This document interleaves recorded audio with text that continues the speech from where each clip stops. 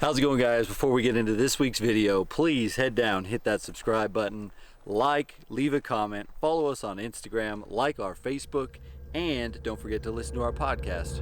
Roll the intro.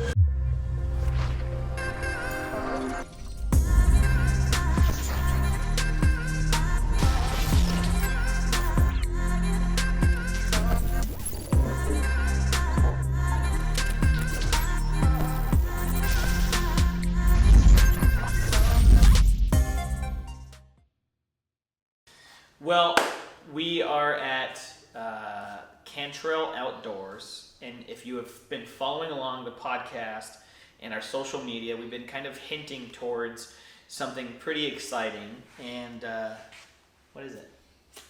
This right here. So we got reached out to by Tikka North America. Wonderful rifle manufacturer, Finnish made. Really just, they're definitely their like lower end models. I think are kind of that working man's gun. Sure. That working man's hunting gun. Bob's owned one. Yep. I owned a Tikka as well. Yeah. Also. But they reached out and said, hey, we'd really like you guys to be shooting a Tikka rifle this year. And so they, full disclosure, they sent us these rifles for free to shoot this year. And we're going to give our honest opinion and how they work for us. We all got the same rifle, and they are in the brand new, for the Tikka line Of 2020. Veil Wideland camouflage pattern. And so it comes with, they are Cerakoted barrel and action. They are a threaded muzzle. They do come with a muzzle device, a brake. And I'm trying to think other quick details. They have an adjustable trigger from the factory. And they are a brand new to 2020, a brand new, like you alluded, a Veil camouflage pattern. And they come in two different patterns, Alpine and Wideland. And all of us, being that burn country mule deer hunting fanatics, we all went with the Veil Wideland. And if you're not familiar with it, you should probably check it out. It is it's a very cool pattern and very applicable to the country we love to hunt. We basically have been, this has been in the background of P&W Wild for a better part of a month and a half, 2 months now. And it's been just moving parts with the COVID, and it's been a slow process, but they are here. We are getting them dialed and scopes mounted from our friend and gunsmith, Chris Cantrell of Cantrell Outdoors, and we are in his playroom. We're dwelling in his shop. And it's for a gun guy, it's a hell of a place to hang out. Yes. There's a lot of guns and a lot of parts and a lot of tooling and all kinds of cool stuff here. So if you're from our neck of the woods, that Northwest Washington, we will drop a link to his gunsmithing and all sorts of stuff down below in the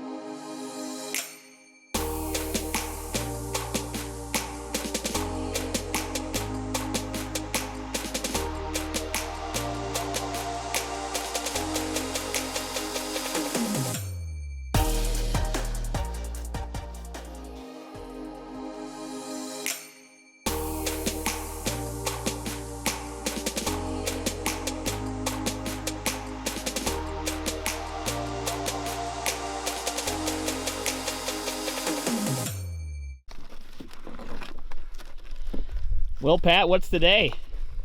Today's 0 day.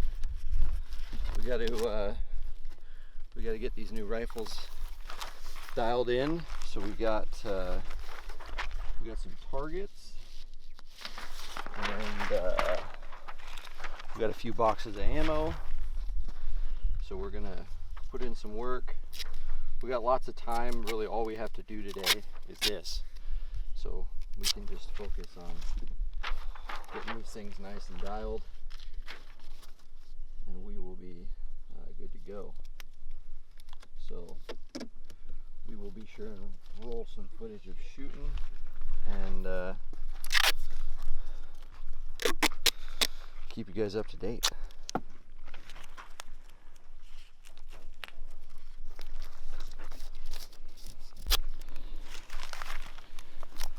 Well, I moved on out to 200. This will be our 0 Yep. once we get there, but I'm only bore sighted, just looking through the bore, so I'm sure I'll still be way off at 100. Yeah. We're gonna have to walk them in, but we'll get them dialed. This will be our 0 spot, and then we got 300 and 400 to shoot at just today. So we'll have There's at 3. least some reasonable data There's 4.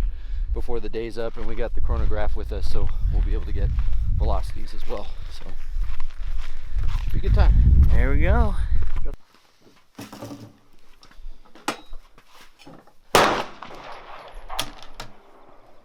It doesn't kick at all, man. It's not bad. No, No. that's good. What grain are these? 165. Oh, so they're in the ballpark too. Yeah. Of what we're gonna be shooting. Alongside this hole, so it doesn't close them. You don't want that Probably keep our brass, right? thumb in there. Yeah. You gotta stick it For down in here. Chris. Yeah. You hold it. All right, you go top right. Yeah. Yeah. That's it. And then this is here. That's safe. That's not. So if you push it forward, it'll be off.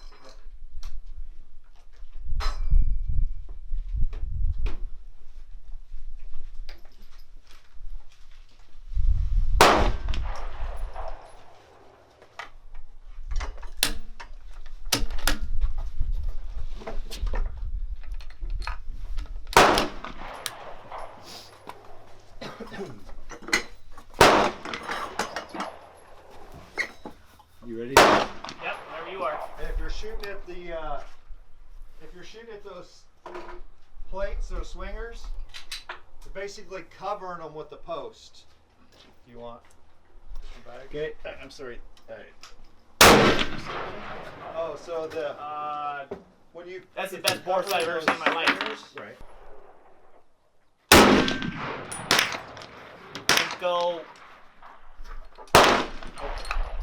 Oh, just yeah, send another one right there.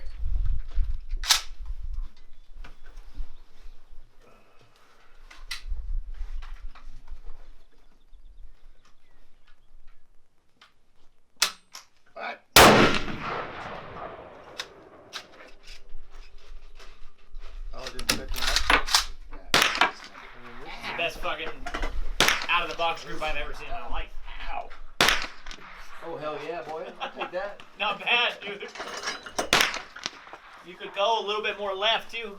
It's still shooting to the left. Okay. Or it's still shooting right. Call it.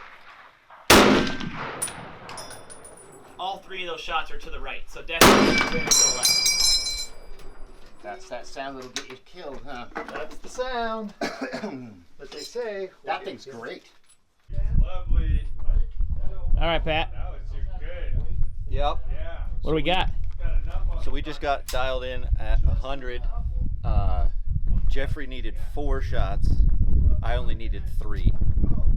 We both did apparently a really great job bore sighting. Yeah, piece of And cake. 100 yards. Yeah, at 100 yards. And there's no speakable recoil, honestly. It's the softest 7 mag I've ever shot. So out of the box, Tikka Veil. It's working. They're doing their job so far. We'll see how it goes.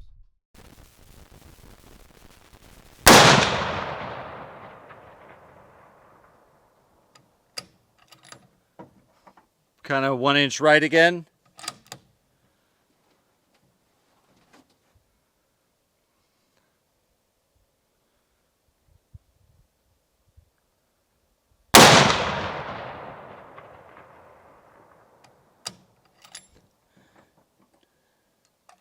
So far, it doesn't like that one as much.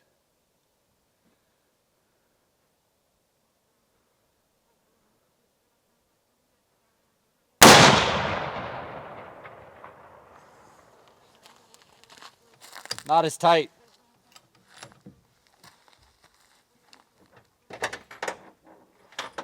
ELDX? Yeah. I don't know where to go. I might have to change targets. I get 2, you get 2?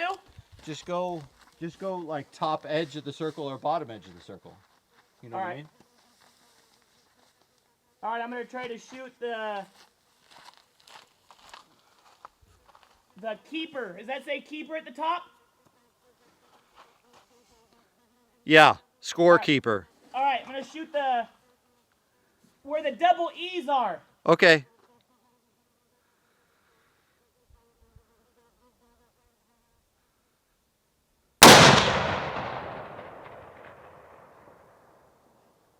Well, that didn't work. Yeah. All right, I'm gonna switch targets. Okay. Which one? The next one to the left? I'll go far left now and leave you the 2 on top. Okay. All right, going far left. I'm there.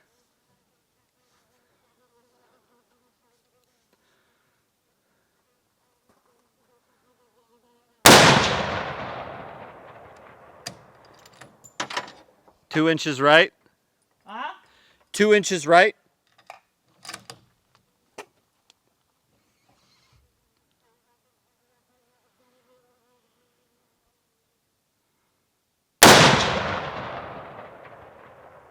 Hey-o. 3/4 an inch right of that. That looks good. All right, last one. Okay.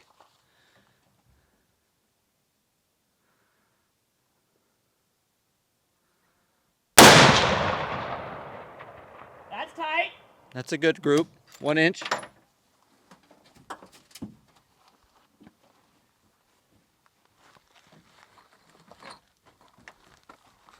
Rifle's clear. Okay. I think it's between the ELD and the Burger. It did not like that nozzler. Did not like the Nosler 168. No.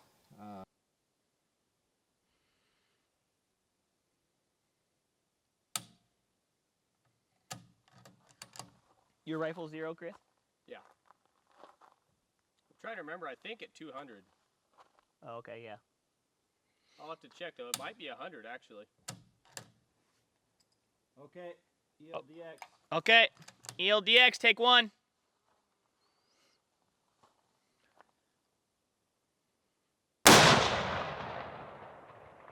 Three inches high, 1 inch right.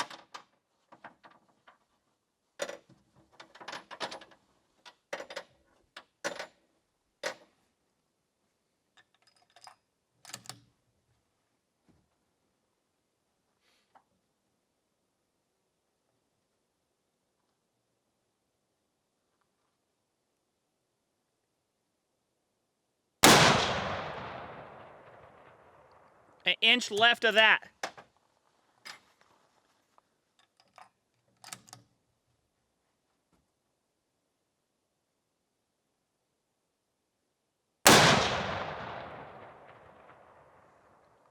Half inch below your first shot. Not super stellar, but not awful. Okay.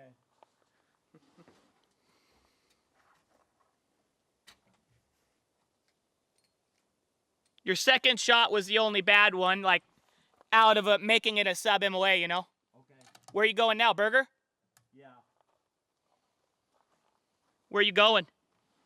Let me see.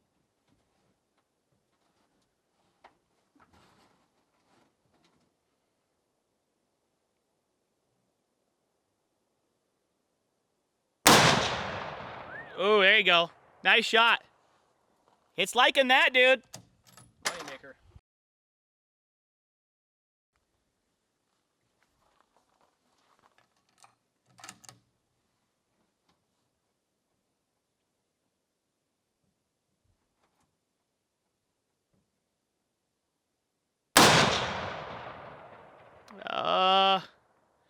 Almost 2 inches to the right. That was probably me. Okay. My bipod is sliding around on that sleeping bag. Are you hot? I'll come help. I felt my bipods.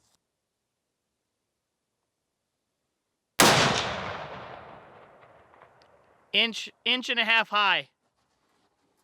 Not a stellar group. Give her another one. Another one of those? Yeah. Did that last one feel good? Yeah, no, that one felt good. Okay, give her another one feeling good.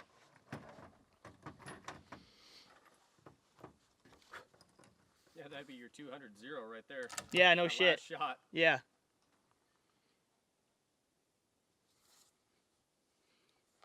Okay, Yep. that one felt good. Yeah, it was almost 2 inches to the right of that one, your last. It's a 2-inch group. Yeah.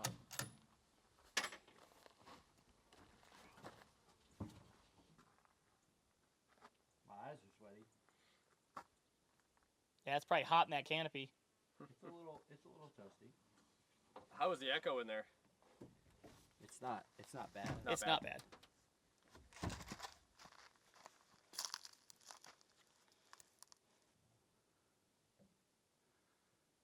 What's your plan, Jeff? What's that? What you shooting? I'm open right now. I was gonna go barcode on my target, the left one, but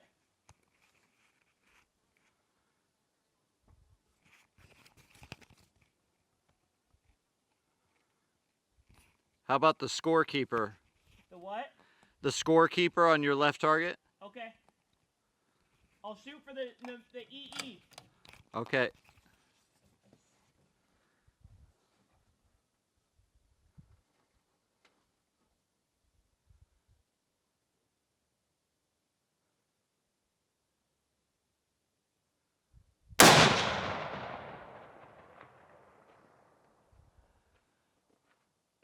Yeah, you put a hole in the tree, high and right. What? Yeah. That's weird. All right, I'm gonna shoot center of that same target then. Okay.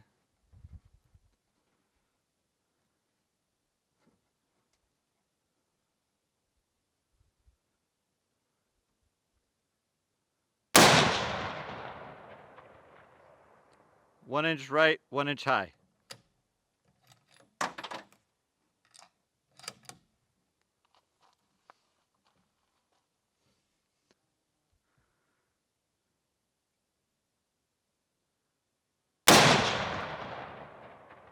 One and a half inches right.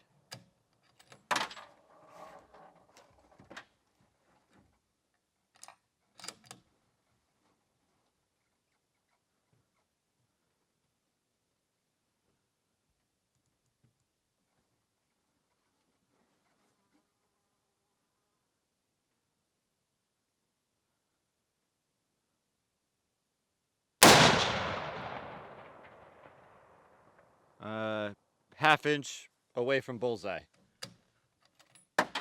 But I adjusted to the left too. Let me see if I can sneak another one same spot.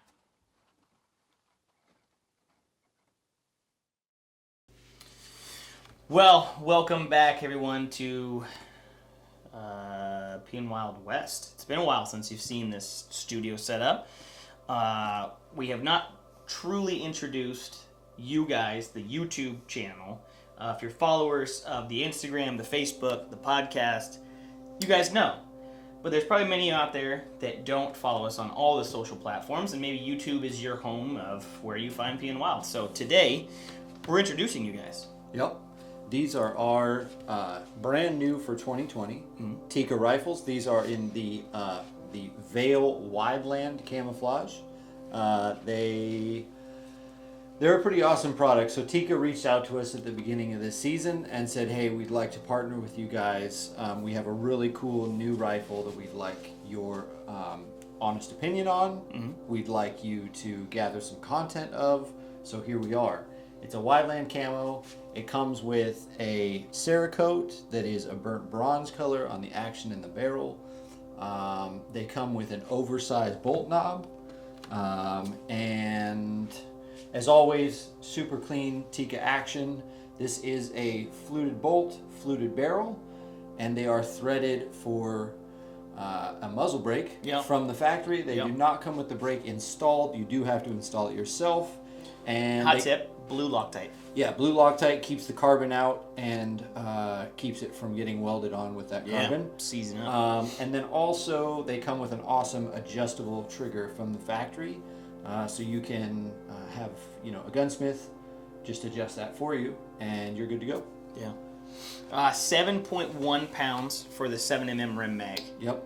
So that's what both of these are chambered in. All three of us. Bob's missing from right here, but he has a triplet rifle. Yep. They're all identical.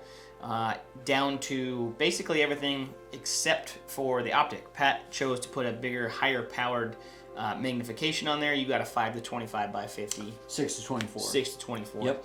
I have a 3 to 15 by 44, I believe is what this is. This is the Viper PST Gen 2, and that is the AMG. That's their flagship line. But all in all, they're literally triplets. Me and Pat have twins. You're the only wild card with the AMG. How'd they shoot? Let's get down to the nitty gritty, man. So the first time we took them out shooting, we laid down, never shot the guns. My thought going in was that the recoil was going to be like aggressive, being that it's a belted Magnum, and it's a under 10-pound gun, even loaded. I personally was surprised that it was not very much recoil, in my opinion. Way more manageable than I thought it was going to be.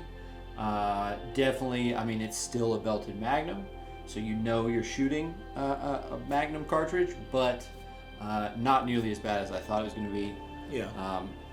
Comfortable gun. I really like the trigger, and for me, that's a big component. It's fantastic. We did adjust those. Yeah, exactly. We adjusted those. We got them down to right at 2 pounds, about, which is I love a trigger right. And it's still factory. Yeah, no, it's just adjusted, an adjusted factory trigger. Brakes super clean, crisp, and reliable. So I like that. Yeah, I think all in all, I'm super happy and super pleased with the Tikka Veil Wideland 7mm Rim Mag. We are going to be strictly hunting with these rifles this season. We're just introducing them to you guys. We do have them completely zeroed. We have load development done. They are ready to tote around, and in about 24 hours from right now, you'll be packing in with this current rifle. Yeah, I'll probably be carrying this. Are you this. Super happy and confident in your rifle right now? Definitely, yeah. So I ended up with a 168 grain Nosler AccuBond. It is traveling at 2,930 feet per second out of my muzzle. We know that because we chronographed them. Precisely, yeah. Okay. So we had to try out a bunch of different types of ammo to How find many was something. It? 9?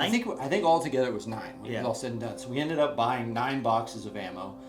We're not reloaders. Nope. So for us, that's but just we not. know a guy. Yeah, sure. That's just not a time investment that we're going to make. Hopefully, eventually, I know Chris over at Cantrell Outdoors has offered to do some load development for us. So maybe we'll do that in time. For now, we're not reloaders. We weren't going to buy the equipment. Nope. There's kind of an ammo crunch right now, so even buying supplies to build ammo is pretty difficult.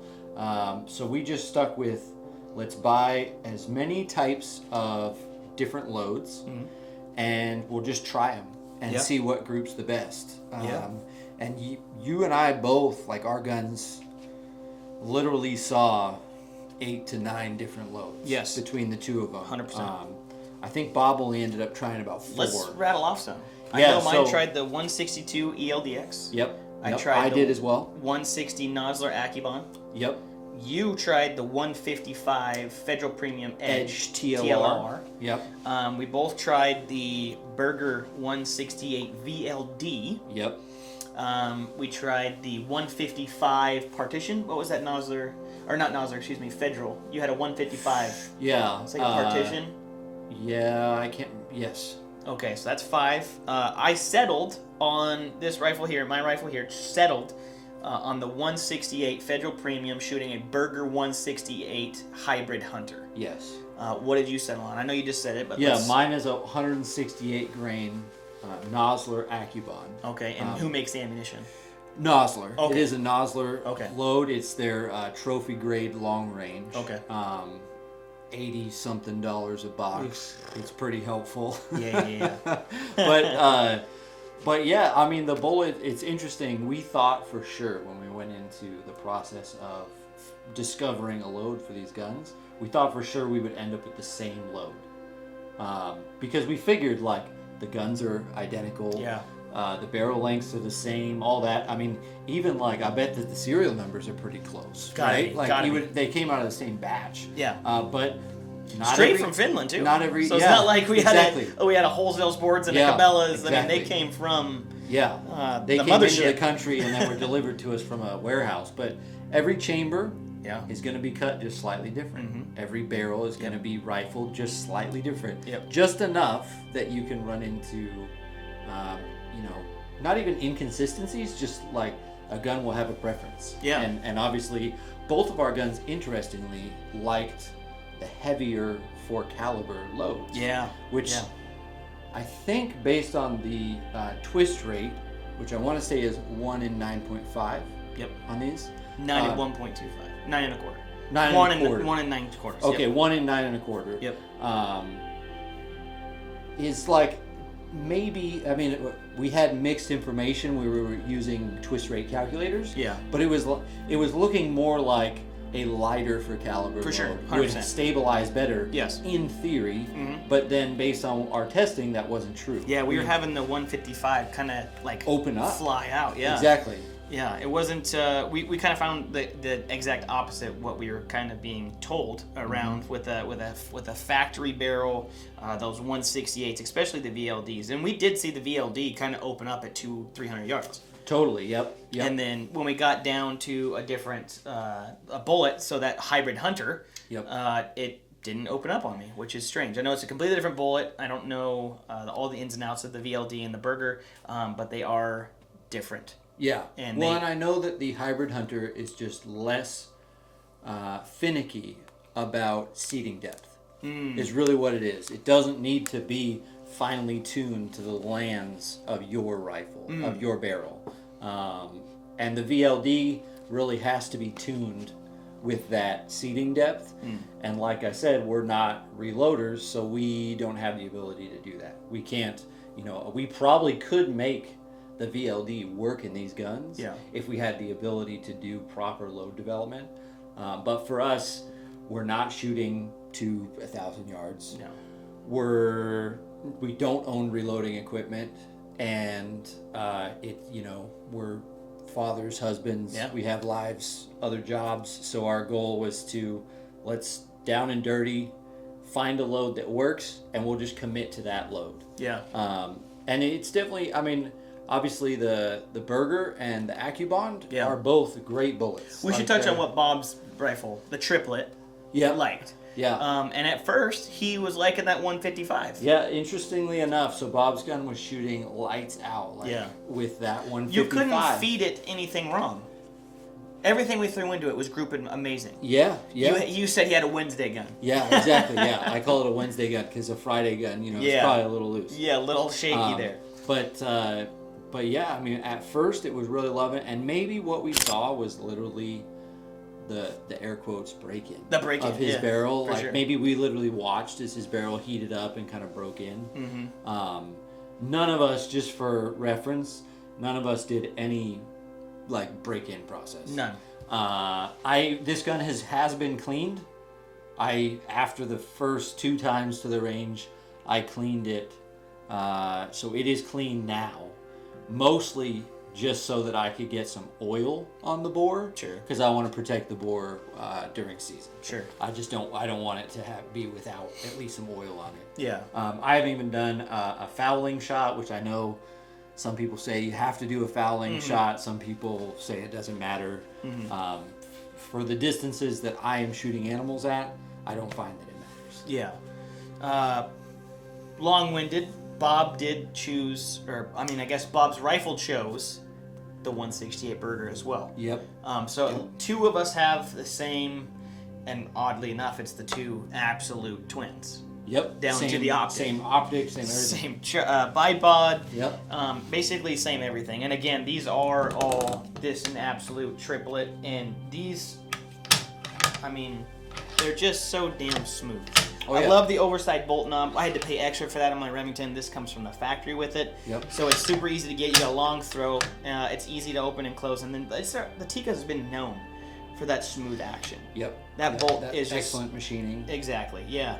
I absolutely am in love with this rifle. Off of the shelf factory. I don't know how it gets any better. Sure. Yeah. And It's we're pretty. grouping. The feature set that you get is pretty surprising. Yeah. Considering that it's Cerakoted, which most like custom rifles at this point are all Cerakoted, but not a whole lot of factory guns. Sure. You know, you get the oversized bolt knob like you referenced. You get fluted bolt, fluted barrel, and you get a factory threaded barrel with a brake included, and a brake that we found to be Very really effective. effective. Yeah. You know, like we thought maybe at one point, like, well, maybe we'll have to put a different brake on them to kind of tame that recoil, but we have not found that to be necessary. Especially like you said, being sub 9 pounds. I Totally. haven't put on a scale with a full mag, optic, rings. Mine's bipod. just under 10 pounds. Mine's Really? 9.6 pounds. Wow. So it's Just just full mag too. yeah, that's loaded, hot, and ready to trot. Holy Nine, smokes. 9.6 pounds. So you're literally sub 10. with bipod. Yeah. Optic and loaded. It's sub 10 pounds. Sure. Which is pretty for a fully outfitted mountain gun ready to go shoot in the field. And a Magnum. Exactly. Yeah, it's pretty surprising. Yeah. I mean, it's surprising. I have a Remington in the safe that's 14, Yeah, mine and was. it's also a Magnum. Yeah, mine was 13 pounds. Yeah. Similar, just a slightly shorter barrel. Sure. That And was all it was. What we're getting at there is with a 4 pound less rifle, the recoil, I would say, was not reflective of 4 pounds. No.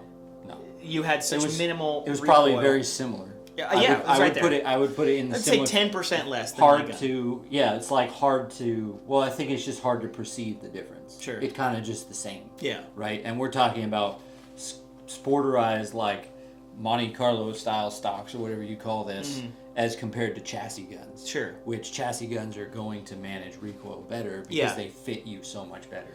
Yeah. So I mean, this definitely has more recoil than my Remington, but like you said, it's not substantial. It's Yeah, not and like, oh my god, I can't not- shoot it. Well, and not super perceivable. Yeah. Like you couldn't really, you can't tell. Like, You would have to is go it- one to the Yeah, other. exactly. Right Yep. away. You Yep. couldn't shoot this and then a week later shoot the other gun and be like, oh, it's way different. Yep. You would have to bounce back and forth immediately to find out, okay, there is about 10-15% difference. Totally. Yep. But- they are also noteworthy.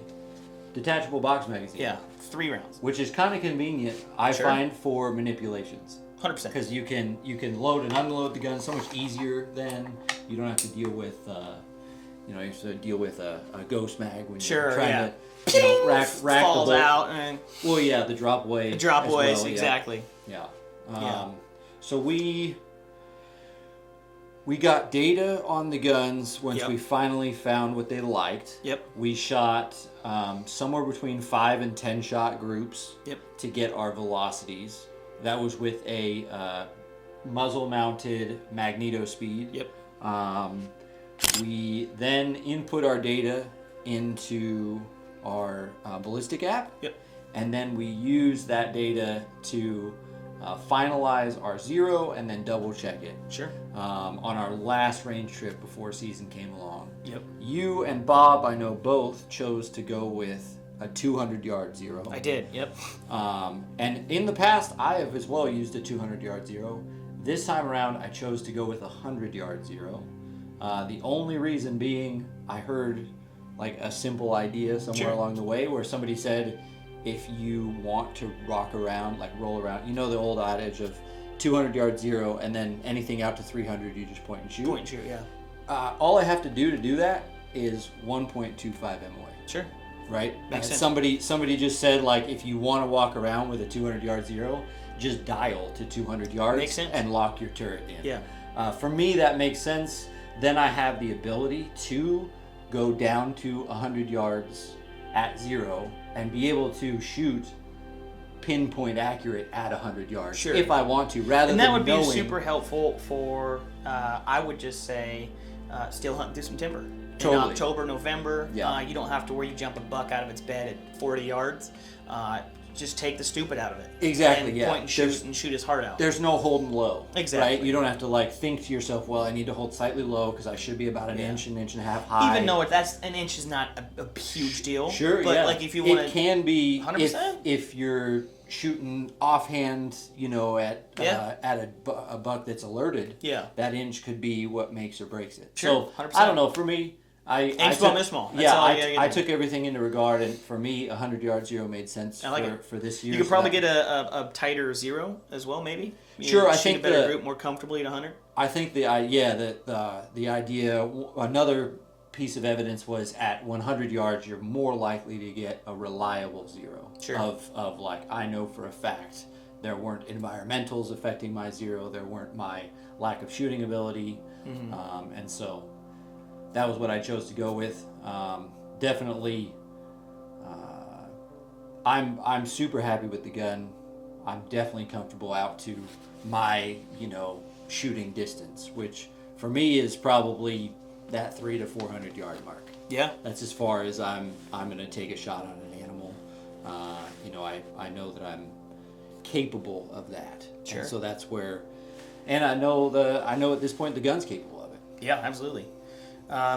You might notice that we both, all three of us, I might add, do not have slings on them. And oddly enough, we get a couple of questions about that. Yes. Why don't you guys use slings? Yeah, so I know for me, I've personally never run a sling, and it's only because I've almost always mounted my gun on my backpack. And as I say that even as a guy who has missed opportunities on animals because I wasn't able to get my gun up fast enough. But that wasn't because it was on my pack. It was just because I don't carry it loaded, right? But I don't know, man. I know that good shooters, people who know what they're talking about when it comes to shooting, they say that a sling is like a piece of the puzzle. It's a tool to help you shoot accurately. Sure. I guess I'm just not good enough shooter to know how to use a sling properly. So I have never run one. I just feel like it gets in the way. 100%. It bothers me. It's always like, it's just always in the way. Yeah. It seems like it's always in the way. And then They're noisy. You have some Yeah. kind of, through Yeah. the D loop there, the I loop, you can get metal on metal kind of. sure, yeah. I've had one completely fail, and I've had my rifle hit the dirt. Oh boy. I've used a sling for probably my first 4 years. Sure. I know when we met, I wasn't using one Yeah. at the Remington. Yeah. I just preferred, you do get added weight, and I guess with that Remington, it was 14. Maybe I didn't want another 6 ounces or so. Sure. So I shaved weight there, and then I just kind of fell in love with just carrying it. Yeah. I've always carried my rifle or strapped it to the pack. The shoulder sling doesn't work with a backpack, and 99% of the time, we have backpacks on. Yeah. 98% of the time, we have backpacks on. Yeah. And you can't, if you have a backpack on, you can't sling a rifle around because you have a backpack on. That's basically the 3 big reasons. A little bit of noise, a little bit of extra weight. They're in the way. They get snagged on stuff. Yeah. And then you can't even use it when you have a backpack on, and we are backpack hunters. Yeah. So that is why we don't have slings on them. Currently, who knows? Maybe one day we'll put slings back on when a revolutionary sling comes out. Sure. Yeah, I know. I just don't like. I feel like it muddies up the rifle. Sure, 100%. It makes it less sleek and clean to use. Exactly. In my opinion, I just prefer it more simple. More moving parts, man. I know at times I'll even take the bipod off of my rifle and carry it without it. Yeah. If I think That's that it's blasphemy. going to a shorter shot, I'll do that just because it's. Even a bipod can be a pain. Yeah. It can be in the way, like if you're trying to do something other than lay down prone. Sure. And I've found that a backpack is a fantastic rifle rest. Yeah. I found that like you lay a rifle down long ways. Yeah. If you lay the backpack down long ways, you can get it to where not only does it have 2 points of contact, it has like full contact. Yeah. It's resting in the bag, and that's a great way. So I prefer to keep things as simple and clean and Sleek. slick as possible. Streamlined. Just to not overcomplicate the problem. Yeah, I agree, man. Well, that probably wraps up everything. Can you think of anything that you kind of don't like about the Tikka Veil? So I would say if somebody asked me if I was going to spend my own hard-earned money Sure. to upgrade this rifle, Okay. right? Any rifle can be upgraded. It doesn't Yeah. matter what it Absolutely. is. Yeah. Right? They're never We're not complete. picking on it. We're just saying, what would you Absolutely change? not. If I was going to upgrade something, I would probably put a carbon fiber stock on this rifle. That would probably be, because it's so well sorted as far as the action, fluted bolt, fluted barrel. It's already threaded. It's got the oversized bolt knob. It's got a great trigger. Yeah. It pretty much everything else is there. It's well thought out. Yeah, for sure. it's a super well built rifle, and everything else is there. I would say the one thing that I could upgrade, and I would think that I wasn't wasting my money on, would be a lightened, stiffer, and maybe more ergonomic carbon fiber stock. 100%. I know. To add on top of that, the one thing when we were at the range that I heard you say is that you wish you had an adjustable cheek piece. I do, yeah. So I'm a huge fan. The AMG is kind of a large optic. In the past, we've almost always run the larger 50 millimeter objective. I know you and Bob are using 44 this year. Yep. That puts the optic up off, so your height over bore is that much taller, which typically means you start getting into a chin rest rather than a cheek rest, right? And I prefer that deep cheek weld where you can get, you get that rollover with the top of your cheek on the rifle. And I will say, I feel like it helps you with recoil management to have the rifle, and it helps you with a good, accurate zero because you're getting the same location on the rifle every time. I do prefer to have an adjustable cheek cone. 100%. I think it's very helpful to have that. And typically, if you were going to upgrade to a synthetic chassis or a fiber chassis of some sort, most of those options are going to have an adjustable cheek cone. Agreed, man. I think that's if we're gonna pick on one thing, and like I said, we're not down talking, and we're just picking on them because everything else is so tightly designed and well thought out. Yeah. The one thing that I would agree with, although I do love the pattern for what we do, the burn country. Oh yeah, it's fantastic. It fits very well. Yeah, the one thing is just the stock, and I think you just said adjustable cheek piece, more stiffer, rugged carbon stock would be very fitting on this rifle right here. Yep. And that's doable because there's a lot of companies out there to make them. Totally. Yep. So if you want to, and I would recommend that people do look into this current rifle. This is again the Wideland Veil pattern in a 7mm Rem mag, the Tikka. Yeah. Fantastic. Yeah, it's a great option. It comes fully outfitted. I mean, you got a pretty dang well put together rifle. Yeah. And like I said, if you could down the road, if you wanted to upgrade one thing, I would probably go with the stock. Well, there you go.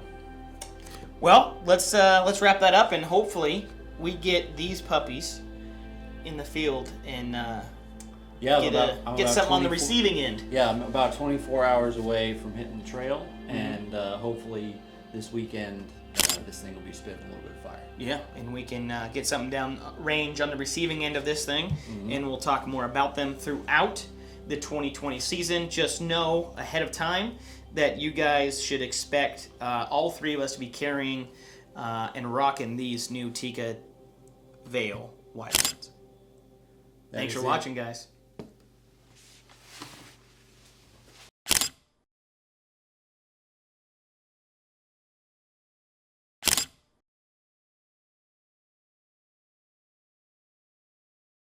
Thanks for watching this week's video, guys. And if you are not aware, we are giving away a pair of Vortex, much like these, a pair of Vortex 15 by 56 binoculars.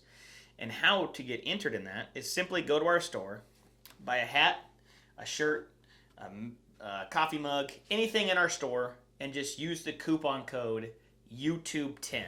And September 4th, we will be randomly choosing one person who checked out with that code, YouTube10, and that's it. We're going to ship you a pair of binos. Now head on over to the store. Link is down below in the bio or in the description. Thanks for watching.